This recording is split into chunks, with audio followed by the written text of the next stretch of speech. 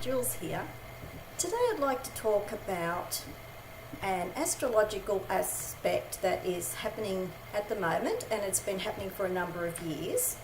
And this is my second video on this aspect because it is such a long astrological aspect and it takes a number of years, and I'm going to talk about this in regard to the tarot and show some tarot cards, as I have done with some of these videos before. And I'm going to talk about the planet Neptune in the sign of Pisces, and Neptune with the Golden Dawn correspondences is represented by the Hanged Man, and the sign of Pisces is represented by the Moon card. So if you have a look here at the Hanged Man with the Moon card, I'm going to talk about some different aspects about this today, because I think a lot of people may agree with me that there are some issues that are circulating in the collective at the moment that a lot of people are thinking and talking about. And I think the main theme of this is spiritual idealism. And I think it's an important topic because it is something that is affecting the collective, and especially the spiritual collective, of which the YouTube tarot community is a part of. And the issues with spiritual idealism, the topic is quite important because I think it affects us all in some way. It has affected me recently, and I think it's something that a lot of people are thinking about and talking about at the moment.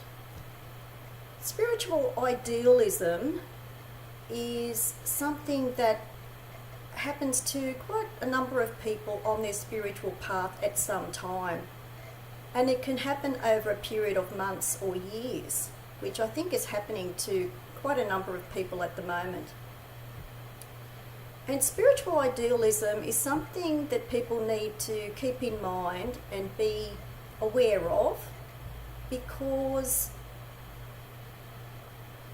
when you apply idealism to spirituality, very often you can be disappointed. And a lot of the time it's because our ideals have been invested too highly in our spiritual path and in the aspect of spirituality that we're interested in.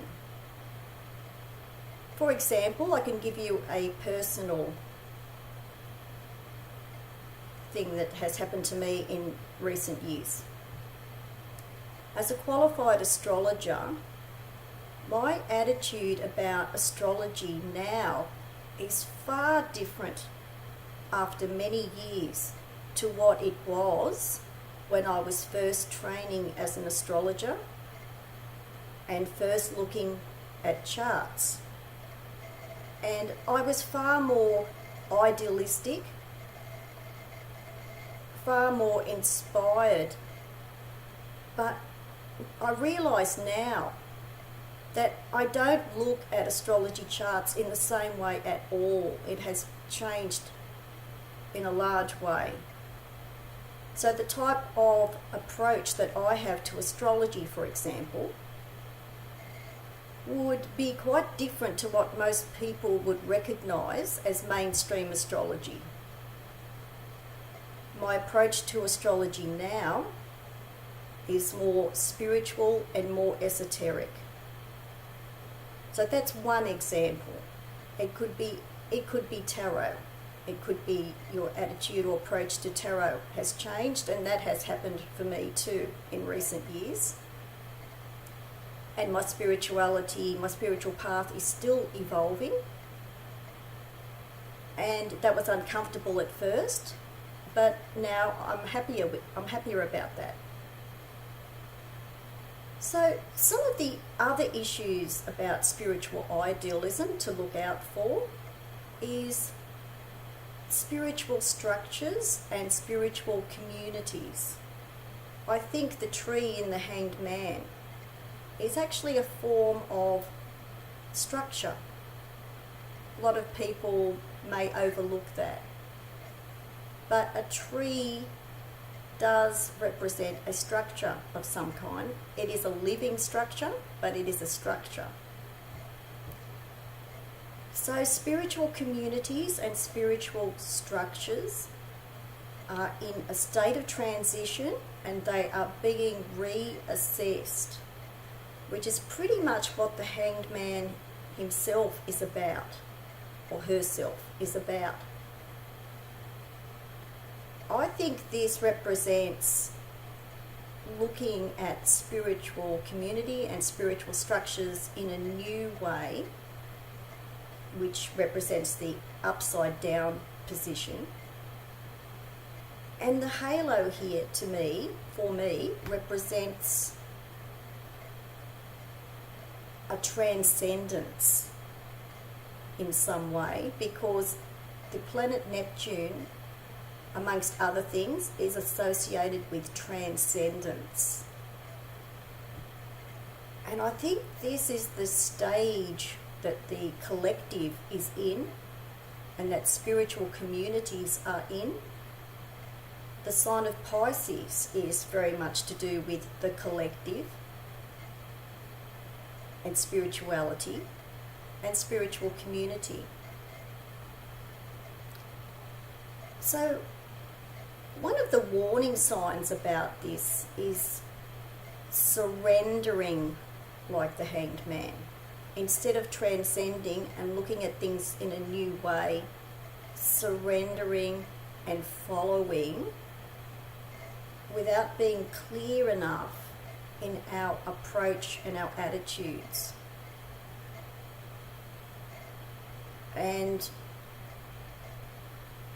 I think that is where there is quite a pitfall with spiritual idealism, because sometimes there is a type of spiritual paranoia that is projected as well. That kind of goes back and forth. It's actually, projection is a two-way thing. It can be a one-way direction, but sometimes it's a two-way direction.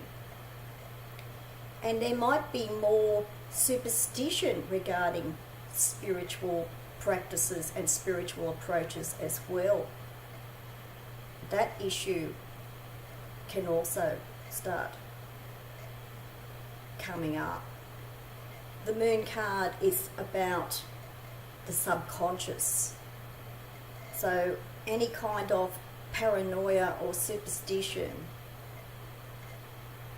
would be stemming from our own subconscious and our own feelings in regard to spirituality as well.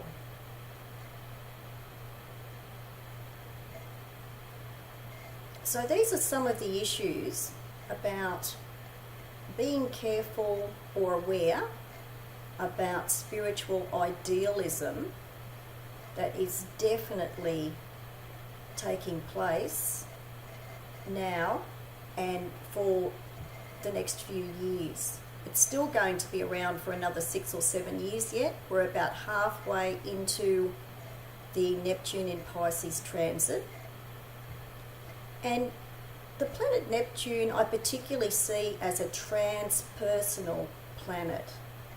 The traditional ruler of Pisces is Jupiter, and I do see that as the main ruler. But the planet Neptune is about transcendence because it's a transpersonal planet. It's more about the cosmos and the spiritual collective. And that is why people are particularly affected by transits.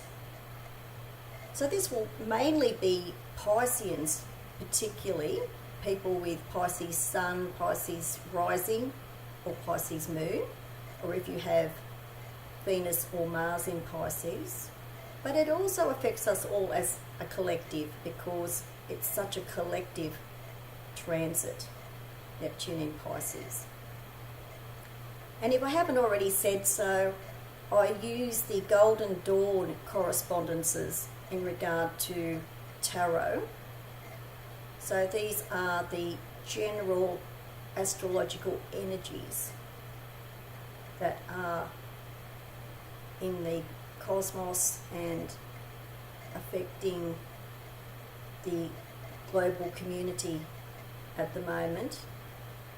And I think this situation is also about the world soul, because it is to do with the collective in such a big way. The sign of Pisces is the last zodiac sign, so it is very much to do, I think, also to do with the world soul as well, because Pisces is all about spirituality and the soul response. So there's some of the main issues. I think the biggest warning or pitfall is just taking spiritual idealism too far and then being very disappointed, because disappointment and sorrow is also associated with Neptune and Pisces.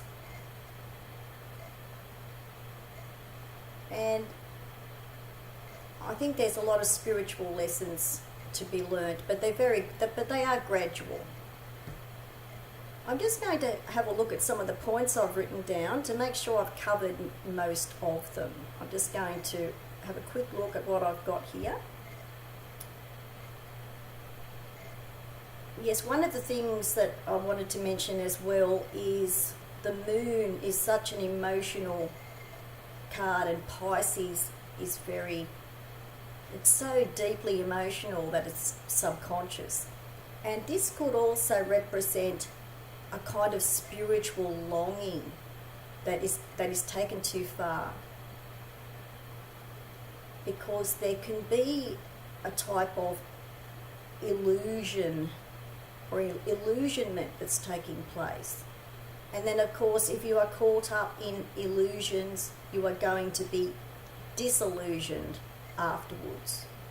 So being too idealistic, where values are just too high and expectations are too high, it's where it could have unrealistic sentiments in regard to spirituality and spiritual community and spiritual structures, spiritual groups. Another thing I wanted to say here is where the idealism can be taken too far is where something becomes like a type of holy grail, for example. And when I was talking about astrology for me, in the early time when I was first learning astrology, it was like a type of holy grail for me. And it was answering some of my questions, and it was a good guide for me on the path, and it still is, but you need to be careful that it does not become a holy grail, astrology or tarot. It is not, neither of these are holy grails, because they are tools and they are guides. And tarot and or astrology is like a type of compass. If you use it as a compass, then it's not becoming something that becomes a crutch or something that we depend on too much. The idea of astrology and probably tarot too is not to depend on those things totally, because there is no 100% guarantee of how to live our lives and how to follow advice. A lot of the guidance becomes inner guidance. And I'm just going to see if there's any other points that I wanted to make.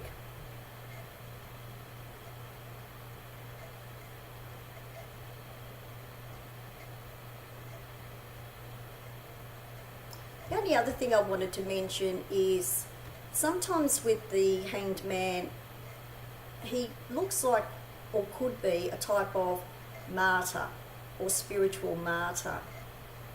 Sometimes Neptune or Pisces is, or both, is in regard to a kind of martyrdom or victim mentality. And that is how we can immerse ourselves too far into spirituality to the point that we are not using it in cooperation and we're not collaborating with our inner and outer life, and putting too much trust in spirituality, and then, as I was saying, feeling disillusioned when things do not live up to our Holy Grail or all or nothing approach.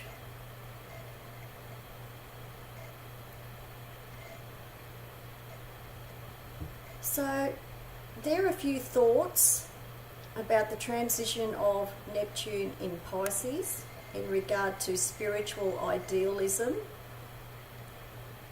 and I think it's worth keeping in mind and thinking about how these issues might be affecting viewers at the moment, or how it most likely will during the next year or in the next few years, because Neptune is only halfway in its transit of Pisces. So I'll leave those thoughts with you. Thanks for watching. Bye for now.